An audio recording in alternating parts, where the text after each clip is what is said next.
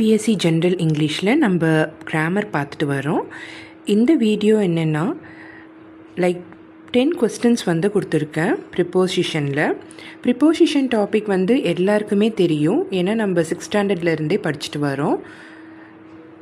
இது வந்து ஈஸியாக வந்து நம்ம மார்க்ஸ் ஸ்கோர் பண்ணலாம். பட் ஆனால் எக்ஸாம் பாயிண்ட் ஆஃப் வியூவில் வந்து பார்க்கும்போது அவங்க கொடுத்துருக்குற 4 ஆப்ஷனில் வந்து சில டைம்ஸு நம்மளுக்கு 2 ஆப்ஷன்ஸ் வந்து சூட் ஆகிற மாதிரியே இருக்கும், 2 ஆப்ஷன்ஸுமே கரெக்டுன்ற மாதிரி இருக்கும், ஒரு சின்ன டைலமா வந்து இருக்கும்.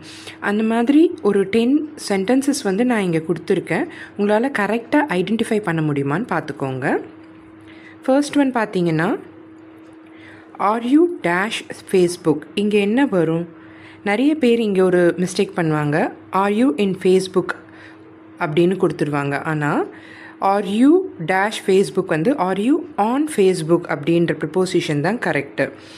ஃபேஸ்புக், வாட்ஸ்அப் இதுக்கெல்லாம் வந்துட்டு ஆன்ன்ற ப்ரிப்போசிஷன் தான் யூஸ் பண்ணணும். Are you on Facebook, are you on WhatsApp, sent me the message on WhatsApp. So இதெல்லாம் வந்து ஆன் தான் வரும். சோஷியல் மீடியாவான ஃபேஸ்புக், வாட்ஸ்அப் இதுக்கெல்லாம் வந்து ஆன் என்ற ப்ரிப்போசிஷன் தான் வரும். நெக்ஸ்ட் வந்து பார்த்தீங்கன்னா, what is time dash the clock. இதில் ஈஸியாக தப்பு பண்ணிவிடுவாங்க. வாட் இஸ் த டைம் இந்த கிளாக்குன்னு போட்டுருவாங்க. இல்லை சில டைம்ஸ் வந்துட்டு நம்மளுக்கே தெரியாமல் what is the time at the clock அப்படின்னு சொல்லிவிடுவாங்க. பட் ஆனால் கரெக்டான ப்ரிப்போசிஷன் வந்துட்டு what is the time by the clock. Next one பார்த்தீங்கன்னா, ஐ வாக் டேஷ் ஃபுட். ஈஸியாக நம்ம என்ன எழுதிடுவோன்னா ஐ வாக் பை ஃபுட் அப்படின்னு எழுதிடுவோம். பட் ஆனால் ஐ வாக் பை ஃபுட் வந்து நம்ம ஸ்பெல் அவுட் பண்ணும் போது கரெக்டாக தான் இருக்கிற மாதிரி இருக்கும். பட் ஆனால் இங்கே வந்து பை வந்து போடக்கூடாது, ஆன் தான் வந்து போடணும்.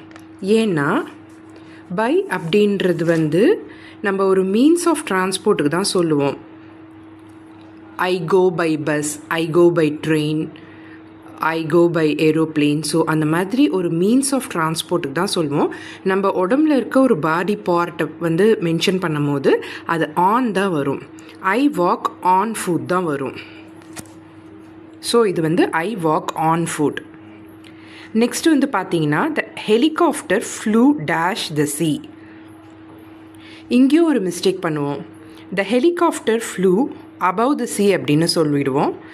அபவும் ஸ்பெல் பண்ணும் போது இந்த சென்டென்ஸை வந்து படிக்கும் போது கரெக்டாக தான் இருக்கும்.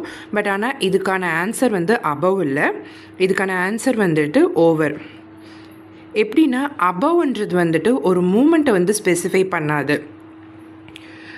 அதுக்கு ஒரு கரெக்டான எக்ஸாம்பிள் வந்து கொடுக்கணுன்னா, he lived in the mountains above the lake. So இது வந்து மூவ் ஆகாத ஒரு சென்டென்ஸ் இல்லையா, அதாவது அபவ் த லேக் அவர் இருக்கார். ஆனால் இங்கே பார்த்தீங்கன்னா ஹெலிகாப்டர் வந்து ஒரு மூமெண்ட் இருக்குது, ஒரு ஹாரிசான்டல் மூமெண்ட் இருக்குது இல்லையா.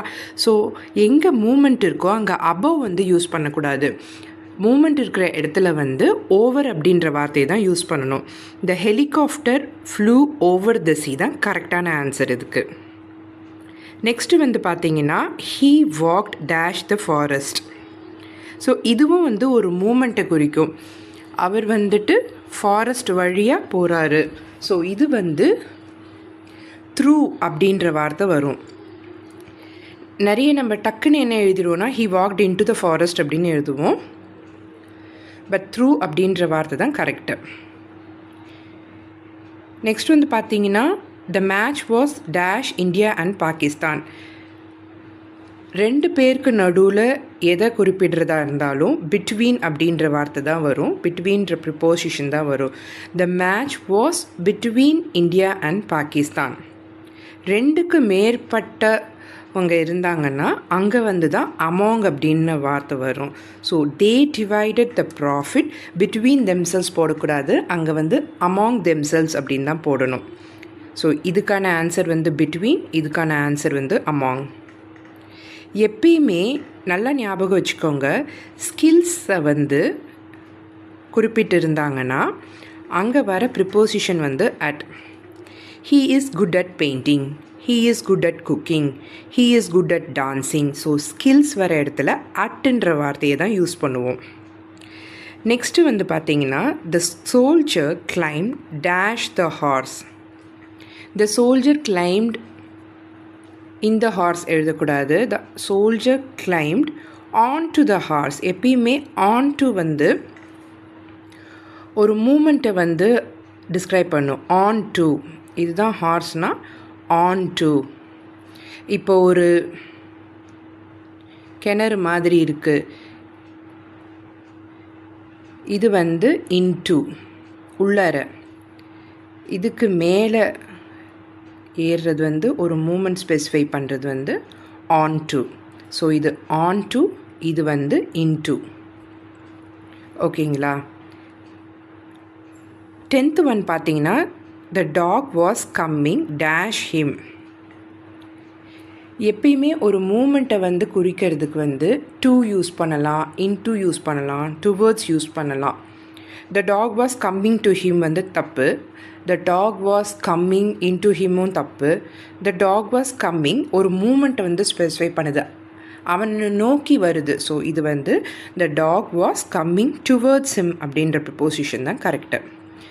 ஸோ இந்த 10ல் வந்து உங்களால் எவ்வளோ போட முடிஞ்சுதுன்றதை கமெண்ட் பண்ணுங்கள். அடுத்த வீடியோவில் பார்க்கலாம். தேங்க்யூ.